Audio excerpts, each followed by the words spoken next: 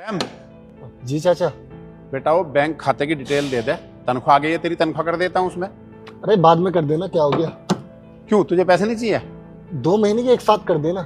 अरे फिर तेरा खर्चा कैसे चलेगा बेटा? खर्चा? अरे खर्चा तो मोहल्ले पड़ोसी वाले आ जाते हैं ना अपनी गाड़ी और बाइक लेके, उनकी ठीक कर देता हूँ, उनसे खर्चा चल जाता है मेरा। पक्का? हाँ हाँ पक्का, नहीं चाहिए, आप 2 महीने के एक साथ कर देना। चल ठीक है, जैसे तेरी मर्जी।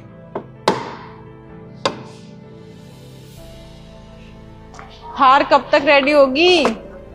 नमस्कार, ये आपकी गाड़ी हो जाएगी, शनिवार तक हो जाएगी। थोड़ा जल्दी नहीं हो जाएगा? मैडम इतना सारा काम पड़ा है, आप देखो ना, सारा ताम झाम खोल के रखा हुआ है, शनिवार तक का तो टाइम पूरा जाएगा। साहब से बात नहीं हुई आपकी? हो गई थी मेरी बात, कोई बात नहीं, मैं सैटरडे को आती हूँ। हाँ 100% आपको शनिवार को मिल जाएगी गाड़ी। अब आ गए हो तो चाय पी कर जाना। सुरेश, मैडम के लिए चाय लगा। अरे नहीं नहीं, चाय की जरूरत नहीं है, सैटरडे को आती हूँ। ठीक।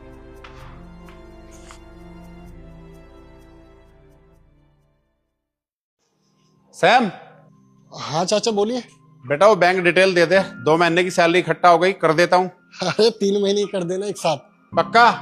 पक्का। चल ठीक है।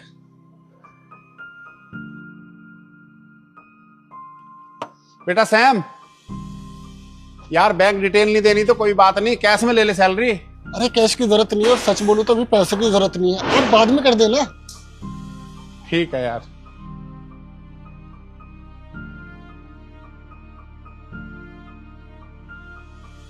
हाँ चाचा, आपने बुलाया? हाँ सैम, आ इधर आ। हाँ जल्दी बताओ। वो सुरेंद्र की गाड़ी हो गई? हाँ हाँ हो गई ना, मैंने उसको बोला था कि शाम को उठा ले। शाम को पक्का हो जाएगी? हाँ हाँ शाम तक हो जाएगी। यार 1 साल हो गया तुझे सैलरी लिए हुए, अपनी सैलरी ले ले और भैया मेरी छुट्टी कर। कब तक मेरे पे लाखों का कर्जा चढ़ाएगा? काफी पैसा हो गया तेरा यार मेरे पे। अच्छा ठीक है, कितने पैसे हो गए? भाई वो क्या है ना, तेरी सैलरी है 20,000, तो 12 महीने का 12 दूनी 24, 2,40,000 तो तेरी सैलरी के हो गए, और तेरा ओवर टाइम लगा करके करीब मोटा मोटी 3 लाख बन रहा है। बता कैश लेगा या वो बैंक में करवाने हैं? नहीं नहीं कैश नहीं चाहिए, आप बैंक में डाल दीजिए। ठीक है, ला वो अपना वो दे।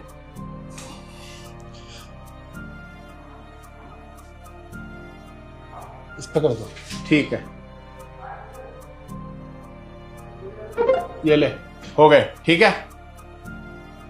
अच्छा एक बात बता बेटा, आज के जमाने में कोई अपने 500 रुपए नहीं छोड़ते, और तूने 12 महीने की सैलरी मेरे पे छोड़ दी।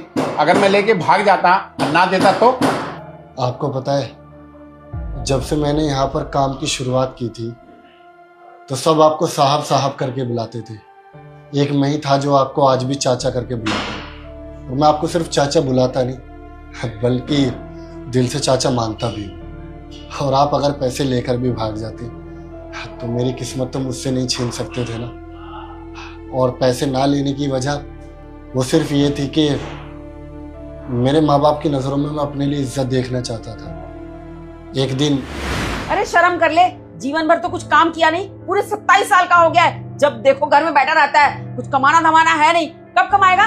घर में बड़ी बहन की शादी हो गई, उसमें तो तूने 1 रुपया खर्च नहीं किया। अरे कम से कम अब छोटी बहन की शादी है, उसमें तो कुछ खर्च कर ले, जाके कुछ कमा के लिया। मर्द के नाम पर ना पूरा कलंक है तू, जब देखो मुफ्त की रोटी तोड़ता रहता है। अरे दुनिया के मर्द को देखो, वो घर में ना पैसे कमा के लाते हैं 4, और तू अपने आप को देख, मुफ्त की रोटी तोड़ता रहता है। कम्मा कहीं का, जाके कमा ले कुछ। तो बस यही वजह थी कि मैंने आपसे 20-20 हज़ार हर महीने करके पैसे नहीं लिए, बल्कि मैंने सोचा था कि 1-1.5 साल के पैसे इकट्ठे हो जाएंगे तो एक साथ अपनी माँ बाप को पैसे दे दूंगा, ताकि वो भी खुश हो जाए। क्योंकि अगर हर महीने पैसे लेता तो शायद वो मुझसे खर्च हो जाते और मैं उन पैसों को जोड़ नहीं पाता। कहते हैं कि माँ बाप की सेवा करनी चाहिए, लेकिन सेवा के साथ साथ पैसे भी बहुत ज़रूरी है, और हर बेटा चाहता है कि वो अपने माँ बाप की नज़रों में अपने लिए इज्जत देखे। तो बस यही वजह थी कि मैंने आपसे हर महीने तनख्वाह नहीं ली, बल्कि एक साथ सारे पैसे ले लिए, ताकि मैं जोड़ पाऊँ और अपने माँ बाप को पैसे दूँ। पिछली बार मैंने अपनी बड़ी बहन की शादी में तो कुछ दिया नहीं था, लेकिन मैं चाहता हूँ कि आधे से ज़्यादा खर्चा छोटी बहन का मैं ही उठाऊँ, इसलिए बस पाई पाई करके जोड़ रहा हूँ। पूरा दिन यहाँ काम करता हूँ और बाकी एक दिन संडे को छुट्टी मिलती है, वो मैं आसपास पड़ोसी की गाड़ी ठीक करके अपना खर्चा चला लेता हूँ, ताकि यहाँ जितने भी पैसे मैं कमाऊँ महीने में वो सारे जोड़ सकूँ। बेटा तू बहुत नेक इंसान है, ऐसे मेहनत से लगा रहो, देख लेना एक दिन बहुत तरक्की करेगा। अच्छा सैम, मुझे जाना है, ठीक है?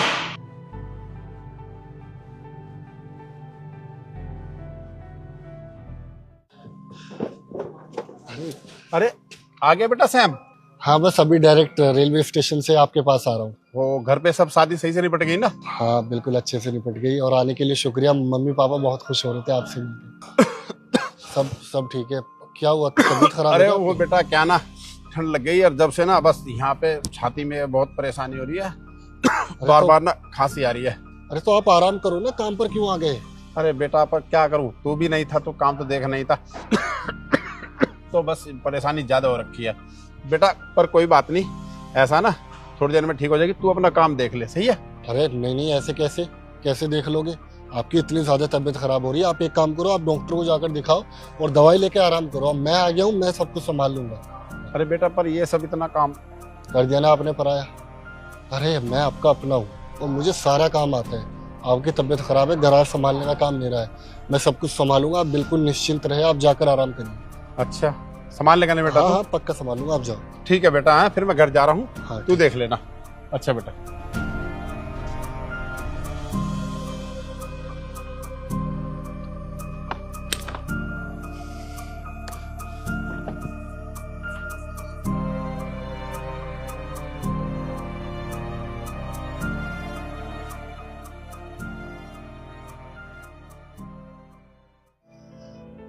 बेटा सैम, ये प्रधान जी वाली गाड़ी हो गई?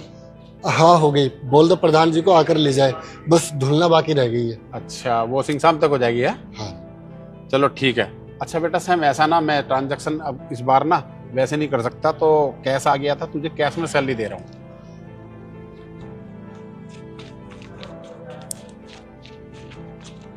ले बेटा, ये तेरे इस महीने की सैलरी।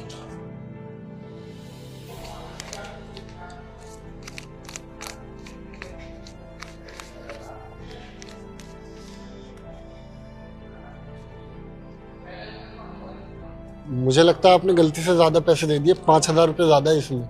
नहीं बेटा, कोई गलती से नहीं दिए मैंने।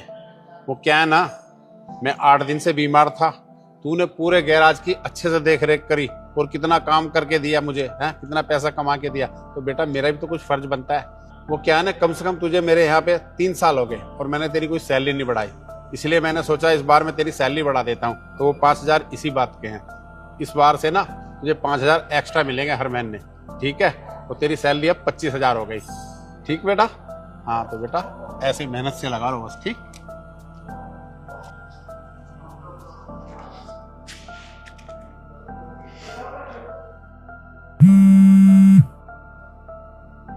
हेलो। अरे चाचा, मुझे ना आपसे एक जरूरी बात करनी थी। हाँ बोलो बेटा सैम। अरे वो मुझे ना इमरजेंसी किसी गांव में जाना पड़ रहा है, तो मैं 4-5 दिन बाद लौटूंगा, तो आप काम संभाल लेना। 4-5 दिन? अच्छा चल ठीक है, कोई बात नहीं, 4-5 दिन में आ जाएगा ना? जी पक्का। ठीक है बेटा। ठीक है।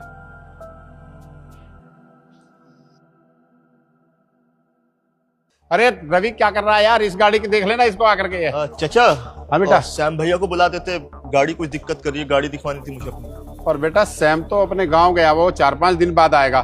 कोई बात नहीं, मैं राजू से दिखवा देते ना तेरी गाड़ी। नहीं अंकल जी, किसी और को दिखवाने की कोई जरूरत नहीं, मैं आता हूँ ना 4-5 दिन के बाद। चल खैर। अंकल वो गाड़ी ना झटके ले रही है, गाड़ी दिखानी थी। हाँ तो बेटा उससे दिखवा देता हूँ मैं, रविंदर से। सैम नहीं है यहाँ पे? बेटा वो तो 4-5 दिन के लिए गांव गया हुआ है। तो 4-5 दिन बाद दिखा लेते अंकल गाड़ी। अरे मैं दिखवा देता हूँ। नहीं उसी से करा लो अंकल। अच्छा चल ठीक है बेटा, मैं मिलता हूँ। ठीक है बेटा, 4 दिन बाद। अरे यार, जो भी कस्टमर आ रहा सैम को ही पूछ रहा, गाड़ी दिखा भी नहीं रहा, जो भी कहता सैम से ही दिखानी है। इसका मतलब ना सारे कस्टमर से अच्छी ट्यूनिंग है उसकी, काम अच्छा करता है ना लड़का। मुझे फोन करना ही पड़ेगा उसको।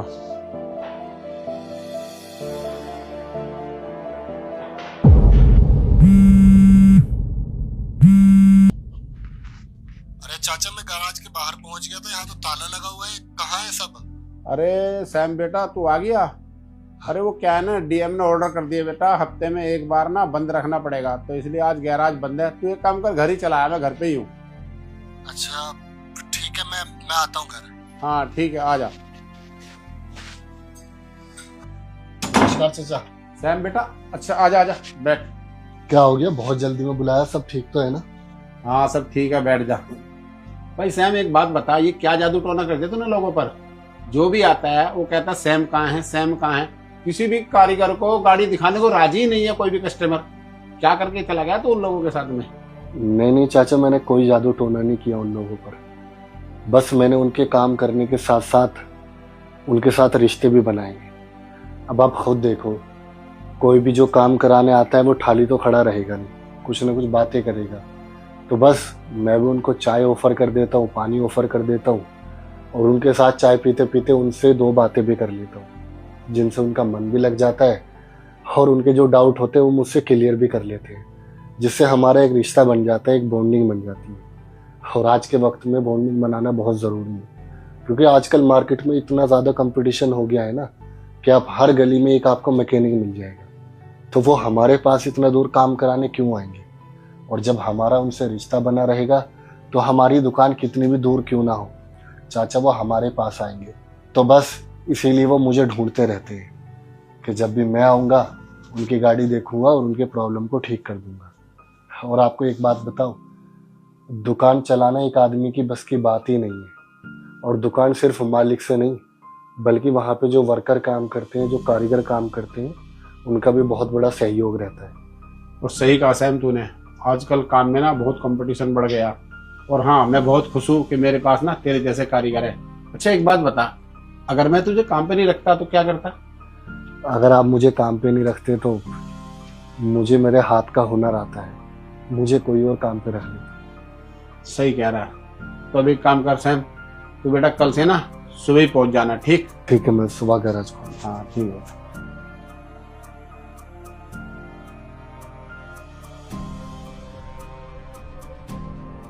तो दोस्तों, अगर आप भी चाहते हैं कि आपके वर्कर अच्छे से काम करें, ईमानदारी से काम करें, तो आपको भी उनका ध्यान रखना चाहिए, क्योंकि आप अगर उनका ध्यान रखेंगे तो ही वो आपका भी ध्यान रखेंगे और खुशी खुशी काम करेंगे। तो मेरी आपसे अपील है कि दोस्तों अपने वर्करों का अच्छे से ख्याल रखें, ताकि वो मेहनत ईमानदारी से काम करें और अपनी इच्छा से लगे रहें।